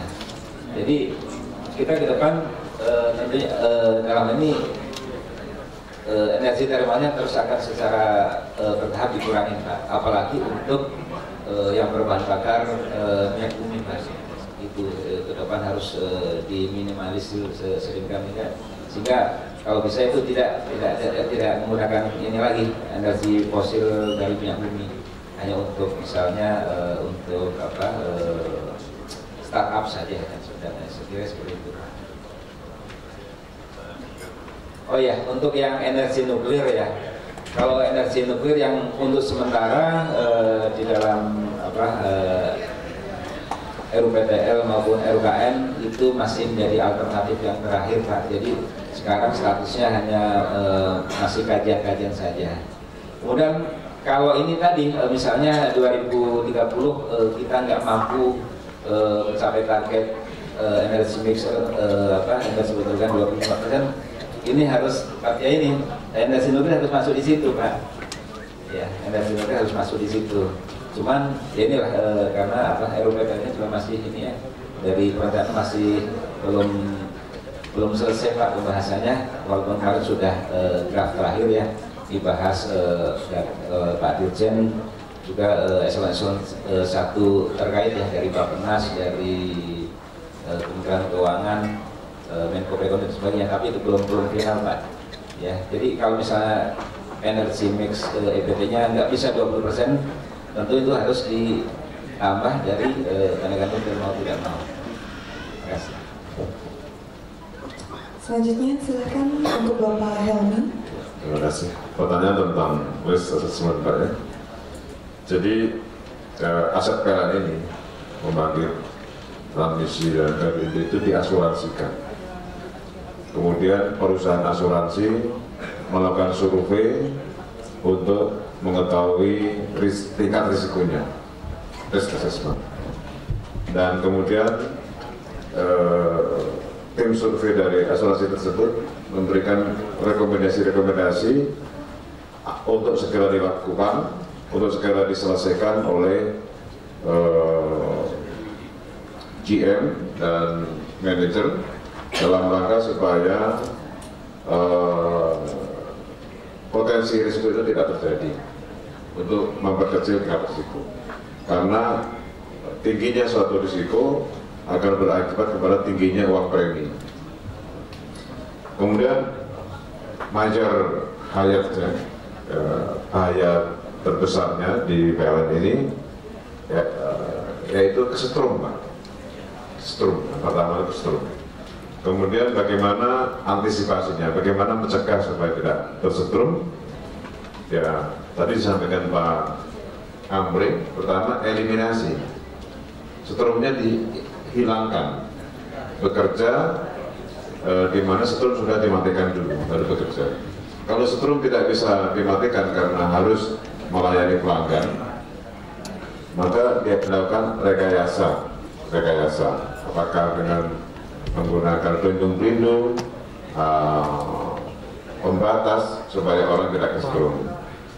Kalau setelah dilakukan itu, kemudian dilakukan pengendalian administrasinya, SOP-nya, kemudian job safety analysis-nya. Setelah itu semua dilakukan, barulah yang terakhir APD, menggunakan alat pelindung diri. Itu sudah berarti sudah perang melawan setrum. Kemudian yang kedua, major hazardnya adalah terbakar. Banyak pembangkit kita menggunakan BBM, menggunakan gas, menggunakan batu bara, itu rawan terbakar. Dan bagaimana cara mencegahnya? Sederhana saja, dengan melakukan pembersihan, industrial cleaning. Gasnya dihilangkan, dibuang dengan membuka jendela, dengan exhaust. Kemudian BBM yang tercecer dibersihkan, disedot pakai vacuum cleaner. Debu-debu batu bara juga dibersihkan dengan vacuum cleaner truk, atau kalau di PLN dikenal ini Pak, mandi junut Pak. Jadi PLT batu bara itu disemprot, dibasahi supaya batu baranya itu bersih, tidak menempel dan menjadi bersih. Setiap hari Jumat PLT batu bara itu mandi junut. Kemudian bahaya yang lain adalah terjatuh, terpleset, karena banyak yang kerja di ketinggian di tower itu. Intinya ya sebelum bekerja ada briefing, di situ dibacakan SOP-nya, dibacakan job safety analysis, ya. Kemungkinan kejadian kecelakaan itu seperti apa, diingatkan dulu, semua pekerja sudah paham baru mulai bekerja. Kemudian tentang bahaya lain tentang AGHT, ancaman, gangguan, hambatan, dan tantangan. Ini kalau di luar Jawa ada misalkan karena listrik itu kadang-kadang sering mati karena pertumbuhannya yang sangat cepat dibandingkan dengan tingkat pembangunan PLN. Maka di luar Jawa masih ada listrik yang pemadaman bergilir. Ini kadang bisa menyebabkan masyarakat marah. Lagi nonton bola, bolanya ditendang sudah dekat gawang, listriknya mati. Itu bisa ada yang marah. Kemudian kantor PLN ada yang dibakar, pegawai PLN-nya dikejar-kejar seperti pencuri gitu Pak. Nah, kita antisipasinya sudah bekerjasama dengan aparat kepolisian. Kita membentuk manajemen namanya SMP, Sistem Manajemen Pengamanan. Kemudian yang terakhir, yang kelima adalah tentang lingkungan. Ini Bu Ria ini manajer senior lingkungan. Bahaya yang terjadi adalah emisi udara yang keluar dari cerobong-cerobong pembangkit. Kemudian juga bahaya limbah cair, juga limbah padat seperti sisa pembakaran batu bara. Nah, antisipasinya juga sudah ada. Ini adalah kita patuhi Undang-Undang 32 tahun 2009, yaitu pengelolaan dan pengendalian lingkungan hidup. Terima kasih Bapak. Semoga menjawab pertanyaan Bapak barusan. Baik, saya persilahkan untuk satu penanya terakhir. Silahkan. Mohon sebutkan nama dan ditujukan untuk siapa pertanyaannya. Perkenalkan, nama saya Ruby Sitorus. Saya mau bertanya kepada Pak Amri. Begini Pak, kebetulan saya pengawas di salah satu transmisi dan pembangkit di Mataram, di Barat Timur. Sekarang kita ini fokusnya saya lihat masalah dana. Apakah benar variabel K3 itu, dana K3 itu menjadi satu momok dalam proses mendapatkan kualitas di pembangkit dan jaringan atau transmisi kita? Saya bilang gitu. Pada saat saya pikirkan matang-matang ya Pak, saya tanya ke beberapa perencanaan pengadaan, Pak, apakah benar Pak K3 itu sudah dimasukkan di dalam proyek kita, di dalam anggaran kita? Mereka bilang sudah Pak. Tetapi di lapangan saya lihat yang bukan hanya administrasi, bukan hanya kualitas SDM-nya, tetapi yang APD yang paling terakhir aja mereka nggak terpenuhi. Saya tanya juga langsung ke masing-masing, Pak, ini APD di mana? Belum disediakan. Saya langsung ke, apakah ini kontraktor harus disikat atau tidak? Tidak bisa Pak, kita nggak bisa asal-asalan disikat. Orang itu langsung datang, kita sampaikan surat, Pak pasang ini PD sebulan, oke. Setelah itu masih lagi. Makanya itu saya tanya gini Pak, dalam menggapai proyek 35.000 MW ini, kita tanya lagi Pak, apakah kontraktor sudah siap? Itu lagi Pak, untuk konsep-konsep. Kalau anggaran mungkin ya di SNI kita tanya, Pak SNI itu sudah ada terkait sama variabel K3, pasti ada. Apakah proyek kontraktor ini sudah siap untuk menggapai 35.000? Terima kasih. Silakan Kak. Terima kasih Pak Storus, pertanyaan menggelitik dan menyentuh. Kalau pertanyaannya ke saya kembalikan ke para GM, Pak Jonos. Itulah yang saya kenal, apa ya, reward and punishment. Bapak Ibu sekalian, saya 31 tahun Pak di K3 ini.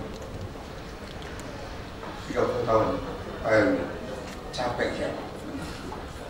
Saya ambil kesimpulan, ini kebetulan kebijakan saya. Nggak ada lain. Reward and punishment. Dan saya tes kalau saya ceritakan 7-5 tahun yang lalu di proyek desa konstruksi berhasil. Berat kan? Karena begini beratnya Pak Edi, bagus sekali para GM. Ini merubah culture. Kita ini kapan dibangun pagi itu? Yang standar-standar baru ya 10 tahun yang lalu lah, kayak 5 tahun yang lalu. Kalau dulu kan kita enjoy jam 9. Pola kita memang sudah dibentuk begitu, memang ya culture tadi Pak kan, budaya tadi. Nggak kebayang lah, saya nggak kebayang kalau saya jadi pegawai negeri orang bapak saya dagang Pak. Kang cabai Pak, bapak saya Pak. Jadi pegawai negeri, kan Pak ya. Mindset apa saya? Dagang saya sebenarnya. Coba Pak, maaf, orang China Pak ya. Coba. Ya setinggi apapun dia ujung-ujungnya di glodok sana, dia di macam-macam. Adalah satu dua yang jadi culture persoalannya. Kalau saya baca referensi Bapak Ibu sekalian, satu dewasa, nah saya mau bikin shortcutnya itu dengan pola reward and punishment. Reward and punishment ini nggak bisa saya teriak Pak, 2000 lantai 7 saya, wih bangsaku gini kita reward, nggak bisa Pak. Nah, lantas melalui siapa? Melalui Bapak Ibu sekalian, GM-GM saya terhormat ini. Syukur-syukur yang sudah menjadi kewenangan sebagian dari saya, Pak, untuk perpanjangan tangan sebagai ahli K3 umum. Sebagai ahli K3 listrik, nggak tahu Pak Storus, sebagai ahli K3 umum udah aja ya, udah udah. Pak Sitorus yang menjalankan ini, kewenangan saya sebagian ini, saya kasihkan ke Pak Sitorus, kepada GM-GM saya terhormat yang termulia ini. Action dong. Kira-kira kan gitu Pak. Supaya apa? Pemenuhan tadi Pak. Kalau dia memang APD-nya sebulan ada, terus sebulan ke depan dia hilang, pertanyakan Pak. Orang Bapak yang punya proyek. Yang ada sebegini, mohon maaf Pak, mungkin di penutupan hari ketiga saya katakan begini kecuali Bapak Ibu sekalian macam para GM ini, mohon maaf saya Pak, para GM, para ahli K3 listrik saya, para ahli K3 umum saya, para ahli-ahli K3 yang dibawa license saya, itu sudah jadi pelacur semua. Pak Elmi jadi pelacur begini Pak, kalau ada ketentuan Pak Elmi ABC, teman-teman saya, teman termasuk saya bisa sampingkan Pak di lapangan. Yang penting ini bagi dong, kalau memang APD berapa, udahlah bagilah. Kalau sekarang ini pengalaman Pak, pengalaman tidak di PLN lah, PLN baik-baik semua. Di satu proyek tambang batu bara, overheat crane mau diperiksa Pak, karena memang harus diperiksa. Oleh si ahli K3 dinego Pak, dinego perusahaan jasa K3 bidang pemeriksaan pengujian, anggarannya X rupiah. Bos kita bagi-bagi lah, oke bagi-bagi tidak apa-apa. Saya pelaksana ya, bawa aja lah. Udah kita bayar sekian, tapi nggak usah lagi diperiksa diuji kerennya. Padahal si bule minta berapapun biayanya, yang penting keren saya ini safety, aman digunakan. Saya nggak mau tuh patah bumnya, saya nggak mau tuh selingnya putus. Kamu, kata si bule ini, si ahli K3 ini yang jadi pelacur tadi, iya aja, bermain dia. Karena anggaran yang diperoleh sama dia cukup gede, Pak. Kalau hasil periksa uji dia 75 juta, dia cincau-cincau, ini bahasa saya, Pak.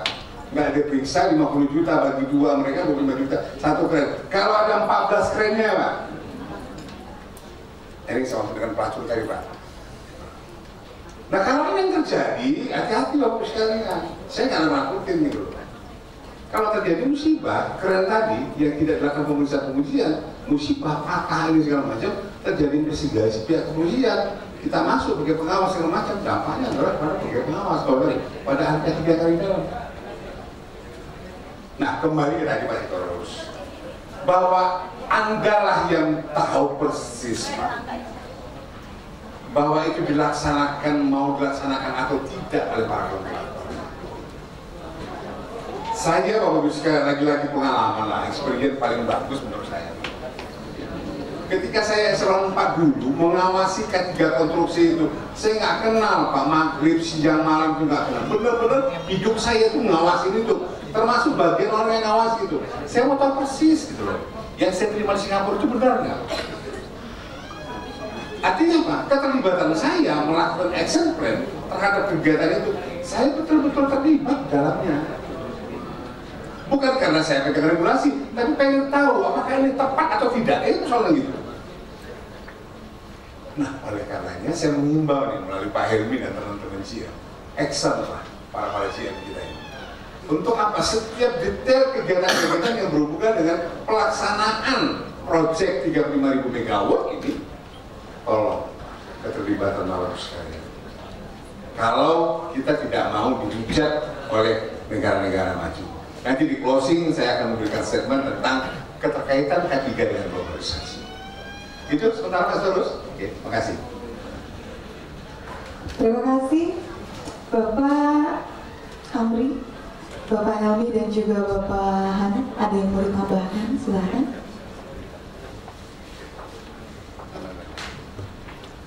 Bapak Ibu yang kami hormati, pada kesempatan yang berbahagia ini kami ingin sampaikan bahwa sekali lagi bahwa accident is preventable. Kesalahan kerja dapat dicegah. Dan there is always time to do right. Selalu ada waktu untuk berbuat yang baik. Jangan terburu-buru. Pekerjaan di KLN ini bahayanya yang jelas adalah kesetrum. Oleh karena itu jangan terburu-buru. Pastikan dulu bahwa setrum sudah bisa dikendalikan. Syukur-syukur setrumnya dimatikan dulu. Kalau setrumnya tidak bisa dimatikan, maka setiap pekerja harus paham bahwa bahaya itu bisa setiap saat akan muncul. Selamat datang Pak Muhammad Tadi, Direktur Human Capital Management KLN. Sekali lagi kami mohon dukungan Bapak Ibu semua untuk mencapai zero accident ini, yaitu taati SOP, taati aturan-aturan. Terima kasih. Baik, dari posisi saya Bapak sekalian, yang pertama begini. PLN sudah banyak melakukan terobosan keterkaitan daripada pengadaan sumber daya manusia. Apakah itu angka 3 umum, angka 3 listrik, tugas ini, tugas itu, termasuk auditor SMK 3. Saya berpesan melalui forum ini, tolong para GM perdayakan itu Pak, Ibu, teman-teman ini. Kalau mereka bapak-bapak tidur, mereka tidur Pak. Mereka tidur. Tidak Bapak. Yang kedua, Bapak sekalian, ini perlu saya sampaikan Bapak sekalian, bahwa masalah-masalah yang berhubungan dengan operational safety and health, termasuk environment, dikaitkan dengan unsur yang terakhir daripada variabel statement negara-negara maju tentang Sustainable Development Goals. Penting menjadi perhatian kita kaitannya dengan penerapan keselamatan dan kesehatan Indonesia. Apa itu Pak? SDGs itu adalah konsep yang berkelangsungan terhadap program-program mencegah kemiskinan dan terhadap penindakan pelanggaran hak asasi manusia. Saya kalau yang miskin-miskin ini udah nggak usah dipikirin lah ya. Kalau kita memang udah negara yang miskin aja lah. Tapi kali berkait dengan pelanggaran hak asasi manusia, namanya pelanggaran Bapak sekalian. Tadi sampai ke mana dulu? Pelanggaran. Kalau kita strike on the track, apa mungkin melanggar? Pertanyaan saya kan begitu. Kalau kita bebas sih kita diduga di pelanggaran. Nah, mari kita on the track, Pak. On the track yang saya maksudkan adalah dalam hal penerapan keselamatan dan kesehatan kerja yang esensinya adalah ini dipotret utuh oleh negara-negara maju. Apa kaitannya Bapak sekalian? Pelanggaran hak asasi manusia. Saya tidak mau Bapak sekalian PLN dengan proyek 35.000 megawatt yang wah gemari Pak Pocong Nami apalah namanya besok menjadi hujatan bangsa-bangsa negara maju. Apaan loh? Gemari Pak tapi 16.130 juta mati tewas. Ini seperti zaman penjajahan perang Belanda dulu. Bangun rel, ini sudah tapi 35.000 orang mati, 2 juta tewas. Saya berpesan loh saya, kalau ini menjadi catatan penting sejarah kita, jangan lagi kita bicara. Yang ketiga Bapak sekalian, konsep variabel perdagangan bebas. Ini kadang-kadang gini Bapak sekalian, saya pernah jawab K3 dari Republik ini, boleh lah, Anda boleh bilang, wah bahaya banget pabrik yang apa-apa. Karena memang 70 itu masih diamanahkan ke Kementerian Ketenagakerjaan, diskusi perburuan. Tapi begitu masuk skema perdagangan, Bapak sekalian, ASEAN, China, Free Trade Area, udah Pak? Mei 2016, udah Pak sekarang Pak. WTO 2020, sebentar lagi Pak. Lagi. Apa lagi Pak? Korea, Cina, besok Korea Selatan Pak sudah mulai ditayangan Pak. Bapak bisa lihat penggunaan tenaga kerja asing, mohon Pak. Bagian dari pasar, tolong Pak ini teman-teman yang dapat proyek segala macam ini, siapa jauh, kamu sih. Saya pernah ke Shanghai Pak kemarin Pak. Benar saya bilang. Ke Shanghai, benar-benar itu proyek jadi begini Bapak. Saya cerita mau rahasia mau nggak gini. Kalau Pak Helmi punya duit $5.000, ya. Bisa Pak Helmi ya, $5.000, ya. Saya kasih lah Pak Helmi ini $5.000. Kualitas barang boilernya $5.000 Pak. Datang beliau, moderator. Masih sama, karena kamu 10 saya kasih 10.000. Artinya Bapak sekalian, budgeting itu adalah kaitan dengan kualitas Mas Terus. Apa yang kita sampaikan Bapak sekalian? Mau apalah gitu loh Pak Helmi, dibawa oleh negara Cina, dari Cina dulu lah. Ini kita aja Pak ya, sampai keluar tengah enak saya di JK saya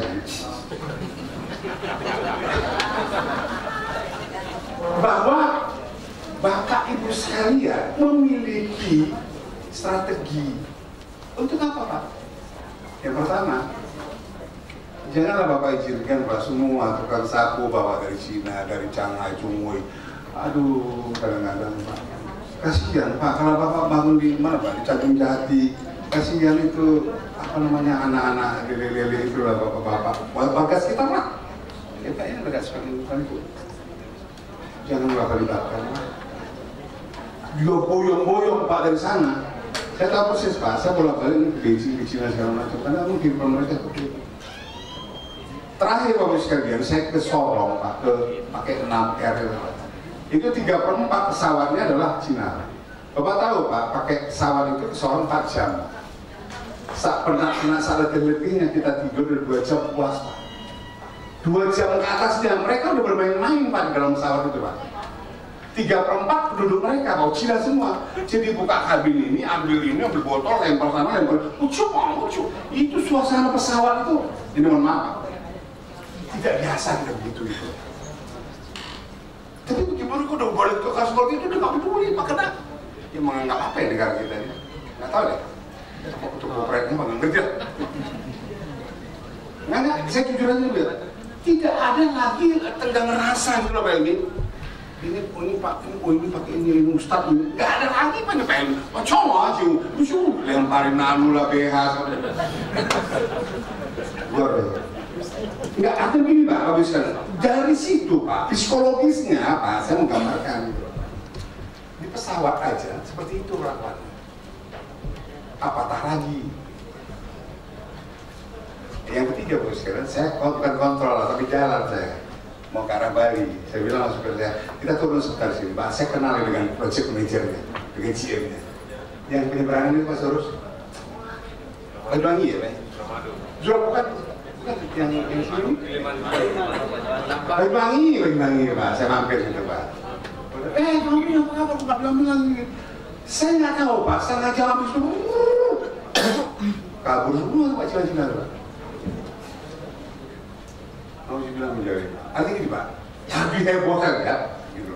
Bukan saya nggak sidang, nggak ada sebentar tugas, saya mampir aja Pak, mau pengen tahu gitu. Kabur. Sampai dengan malamnya saya di situ Pak, itu mereka lapar semua karena tukang masak si Cina itu kabur Pak.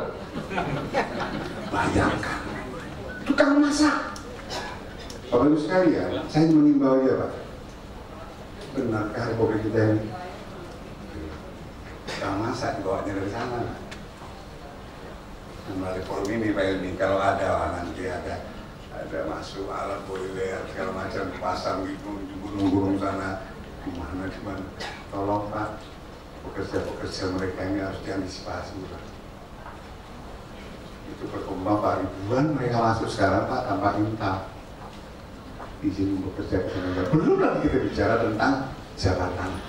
Ini mohon maaf saya paham karena jabatan saya Pak, kan tapi ya nggak salah kan kita Pak, ini kan talk show Pak. Saya informasikan dulu supaya kita antisipasi Pak. Yang paling miris dari persoalan globalisasi K3 ini adalah dampak daripada masyarakat kita Pak, kaitan dengan masyarakat ekonomi sekarang ini. Kita kan nggak tahu nih Pak, ini skema bener atau skema menghancurkan. Bukan bener Pak, negara berkembang, negara maju, oleh negara maju. Kita nggak tahu. Apa menjadi jabatan kita belum siap, tapi udah dikontrol begininya gitu. Mau nggak mau globalisasi, tadi udah nggak ada lagi Pak. Termasuk yang kita alami sekarang ini. Next berikut Pak Ibu sekalian adalah connecting antara Indonesia dengan Rusia. Bagi saya begini Pak, bagi saya sebagai pegawai negeri welcome aja Pak. Tapi bagaimana kita melihat sentuhan masyarakat kita Pak ini yang belum siap gitu loh. Apa belum siap? Kalau kita di PLN udah lah itu, startnya jelas. Pegawai BUMN mau runtuh negara ini ya adalah kecil. Tapi bagaimana stakeholder kita Pak? Para kontraktor kita yang makan yang nggak jelas-jelas itu mau ngapain Pak? Apa yang saya sebut dengan UMKM, usaha kecil itu mana? Yang hampir Pak 60 juta. Nah ini persoalan kita semua menghadapi tantangan. Kalau saya bicara dengan K3, Bapak sekalian, penuh dengan gejolak tantangan di globalisasi ini. Beda dengan kalau persoalan-persoalan yang berhubungan dengan upah, jaminan sosial dan sebagainya. Artinya saya lebih ekstrim mengatakan bahwa kita perlu memikirkan pelaksanaan keselamatan dan kesehatan kerja di masa-masa yang akan. Itu bisa sampai. Terima kasih Bapak sekalian. Terima kasih Bapak Hamri. Sepatah dua kata terakhir dari Bapak Hamad Hamidi, dipersilahkan. Masih adakah untuk menambahkan? Terakhir mungkin kami mengharapkan kepada Bapak dan Ibu semuanya, marilah kita untuk lebih meningkatkan awareness kita, pemahaman kita juga kepedulian kita terhadap pengelolaan dampak-dampak yang diakibatkan dari kegiatan pembangunan 35.000 MW ini, mulai dari perencanaan. Karena kalau kita tidak rencanakan dari awal, setelah dioperasikan, kita telah banyak mengetahui bahwa kita terpaksa harus mengeluarkan biaya-biaya eksternal ya, yang kadang-kadang itu biayanya jauh lebih besar daripada biaya yang mestinya kita investasikan di awal. Jadi mungkin dalam kesempatan ini marilah kita dalam proses perencanaan pembangunan dan sebagainya, kita sudah harus memperhitungkan dampak-dampak yang akan terjadi ke depan, sehingga biaya-biaya yang itulah kita eksternal kita masukkan menjadi biaya internal, sehingga saya kira biaya internal jauh lebih sedikit daripada biaya eksternal yang nanti bisa ditanggung di kemudian hari. Saya kira mungkin terakhir seperti itu. Baik, terima kasih banyak untuk Bapak Insinyur Hanat Hamidi, dan boleh saya minta tepuk tangannya untuk ketiga narasumber kita. Lalu saya ingin menambahkan sedikit dari yang bisa. Nah, biar pada bangun semuanya. Mohon maaf untuk menambahkan sedikit dari yang saya bisa rangkum hari ini, yaitu untuk meningkatkan komitmen pelaksanaan K3L untuk mendukung mega proyek 35.000 MW. Pastinya bukan cuma pekerjaan dari PLN saja atau dari instansi-instansi terkait saja, tapi ini benar-benar membutuhkan banyak sekali kerjasama di antara kita semua untuk mencapai zero accident, dan juga pastinya harus diadakan pengawasan dan SOP yang jelas dari pusat ke bawah, dan semakin ke bawahnya itu semakin bekerja sama dan juga semakin jelas apa saja yang harus dikerjakan. Dan tentunya kita juga menginginkan adanya komitmen dan pengawasan yang lebih menyeluruh, dengan bisa jadi diadakannya reward and punishment. Mungkin saja kedepannya mega proyek 35.000 MW ini akan terwujud dengan seminimal mungkin accident yang bisa terjadi. Baik, saya Ratu Saskia selaku moderator di sini mengucapkan terima kasih banyak atas partisipasi Anda semua. Terima kasih untuk ketiga narasumber kita, Bapak Insinyur Amri AKMM, Bapak Insinyur Hanat Hamidi, dan juga Bapak Insinyur Helmi Najamuddin. Dan berakhirnya talk show ini, saya serahkan kembali kepada MC, silahkan.